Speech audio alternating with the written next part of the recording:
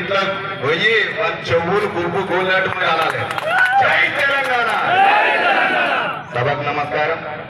ఈరోజు రాష్ట్ర పార్టీ ఆదేశాల మేరకు మహాధర్నాకు విచ్చేసినటువంటి పటంచేరు కాన్స్టిట్యున్సీ అతిరథి మహారథులందరూ కూడా పేరు పేరున ధన్యవాదాలు తెలియజేస్తూ, వారు మొదటి కార్యక్రమం ఈశాన్య మూల నుంచి మొదలు పెట్టారు కాబట్టి ఏదైనా సక్సెస్ అవుతుంది.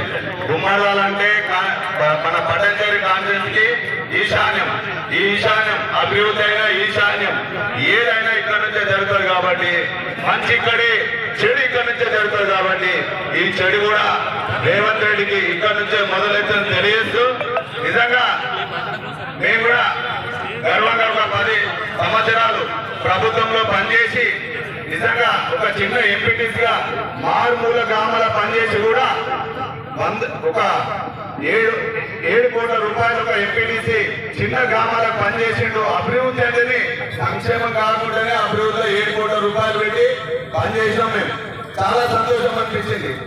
కానీ 9 సంవత్సరాలలో జనం 3 నెలల మాయమాటలు. కేసీఆర్ ఎక్కడ ఓడాలి, ఇక మనం ఓడగొట్టలేము.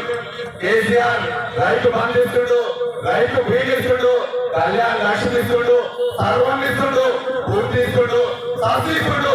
మనం ఎట్లా చేద్దామని 100 కోట్లు మీడియాలో మాట్లాడుకొని ఫేక్ ఛానల్ పెట్టుకొని ఒక పెద్ద ప్లాన్ చేసుకొని కేసీఆర్ రక్షిస్తుడు. మనం కులం బంగారం ఇద్దాం. అంతకుముందు సోయిగా రేవంత్ రెడ్డి ఈ ప్రభుత్వానికి ఏనాడైనా 1 లక్ష రూపాయలు పేర్లైతే ఇయ్యాలని ఏ ప్రభుత్వాలకు కూడా సోయలేదు. కళ్యాణ లక్ష్మి పుట్టించిందే కేసీఆర్, రైతు బంధు పుట్టించిందే కేసీఆర్, రైతు బీమా పుట్టించిందే కేసీఆర్, చెర్లలో మట్టి ఇయ్యాలనే ఆలోచన వచ్చిందే కేసీఆర్, ఊళ్ళలో చెత్త ఇయ్యాలనే ఆలోచన వచ్చింది కూడా కేసీఆర్ గారి ఈ సభాముఖంగా తెలియజేస్తూ, అలాంటి నాయకుడిని పోగొట్టుకున్నందుకు ఈ రోజు ప్రతి ఇంట్లో భార్య భర్త పిల్లలందరూ కూడా చర్చలు జరుగుతుందనే విషయాలు కూడా మా ఒక చిన్న నాయకులు కూడా తెలుస్తున్నాయి. చాలా బాగా అనిపిస్తుంది. ఒక రైతులు ఎంత సంతోషంగా మేము 9 సంవత్సరాలు ఒక కేసీఆర్ ఇంట్లో ఏం చేసిందంటే ఇవన్నీ ఆలోచించాడు. ఈ రోజు నువ్వు ఇంట్లో ఒకటి ఇంటి బయట రోడ్డు మాట్లాడతాడు, ఒట్టి వాడు ఒకటి మాట్లాడతాడు, బట్టి వాడు ఒకటి మాట్లాడతాడు. మీకుందా మీ జీవో అర్థాలయా? ఈ రోజు జీవో ఊరికంటే రుణమాఫీ అన్నారు చేస్తున్నా. ఈ రోజు నిజంగా రైతులు ఊళ్ళ నుంచి ఫోన్ చేసి మా నల్లవల్లి గ్రామంలోనే ఇంకా 300 మంది కాలేదు. సిగ్గు అనిపిస్తుంది. రైతుల గోస చాలా బాధ అనిపిస్తుంది. ఊళ్ళ గోస నాకు చెప్తుండే ఇప్పుడు ఇక్కడ ఉంది ఆమె